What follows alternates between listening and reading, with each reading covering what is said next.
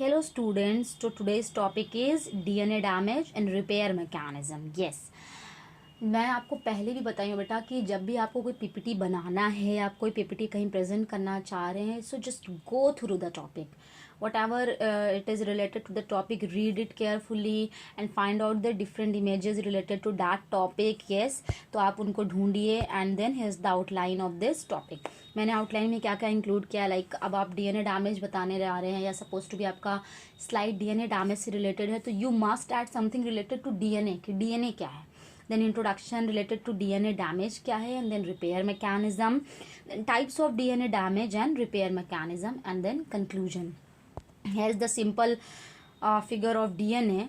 DNA is a double helix structure, yes, we all know, and it is made up of a pentose sugar, a phosphate backbone, and a nitrogenous base. And nitrogenous base is of two types, yes, purine and pyrimidine, adenine, guanine, and cytosine, thymine, and uracil. Double standard DNA consist of two spiral nucleic acid. ये double helical होते हैं और एक spirally arranged होते हैं, okay, twisted होते हैं. This twisting allows DNA to be more compact. उनको ज़्यादा कॉम्पैक्ट करने में हेल्प करता है. In order to fit within the nucleus, DNA is packed into tightly coiled structure. किसमें पैक्ड होता है? Tightly coiled structure called chromatin. So this is all about DNA.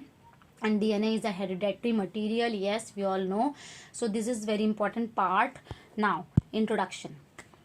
DNA damage में पूरे जो इंट्रोडक्शन है उसमें ये है बेटा कि DNA in the living cell is subjected to many chemical alterations. Yes, DNA जो है लिविंग सेल में बहुत सारे चेंजेस, बहुत सारे अल्टरेशंस करता है.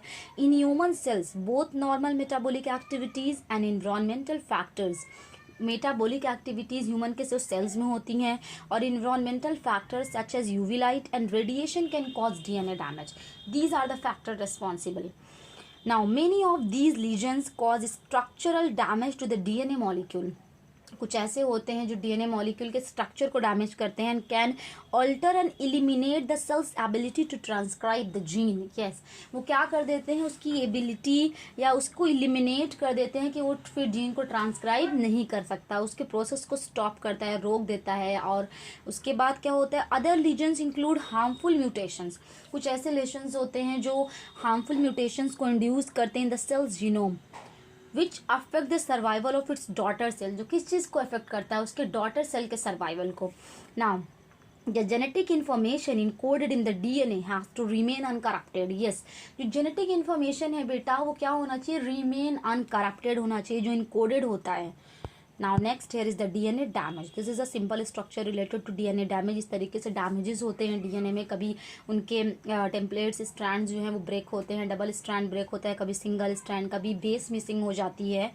नाउ डीएनए डैमेज अब क्या है? DNA damage is an alteration in the chemical structure of DNA. मैंने आपको बताया such as a break in a strand of DNA, a base missing from the backbone of DNA or a chemically charged base. DNA damages cause damage changes in the structure of the genetic material. ये क्या करता है, जब भी इस तरह का कोई डैमेज होता है डीएनए में तो उसके जेनेटिक मटेरियल में के उसके स्ट्रक्चर के जेनेटिक मटेरियल में चेंजेस कर देता है and prevents the replication mechanism. Yes, replication mechanism को प्रिवेंट करता है, रोकता है from functioning and performing properly, जो कि रेप्लिकेशन प्रोसेस बहुत इंपॉर्टेंट है हमारे लिविंग सेल्स के लिए. Now DNA damage and mutation have entirely different consequences. जो डीएनए डैमेज प्रोसेस है और जो म्यूटेशन है वो दोनों ही एक डिफरेंट कॉन्सिक्वेंसेज हैं. क्यों? क्योंकि डीएनए डैमेज क्या है, डीएनए डैमेज एक केमिकल एबनॉर्मैलिटी है और म्यूटेशन क्या है, एक चेंज है in the base sequence of a DNA.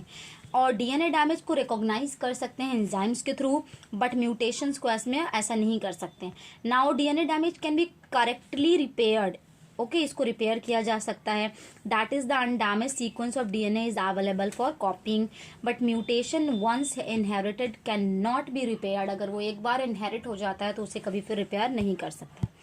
Next, DNA damage is the alteration in the chemical structure of a DNA.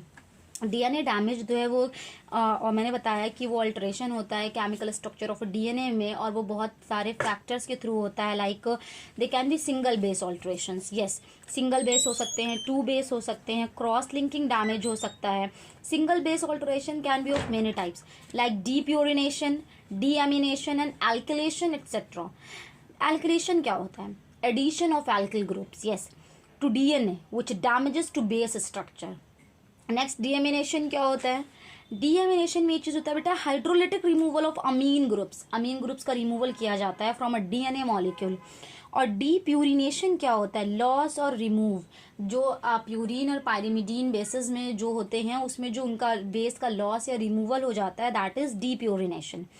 Repair mechanisms generally include basic season repair, and failure in repair might lead to mutations.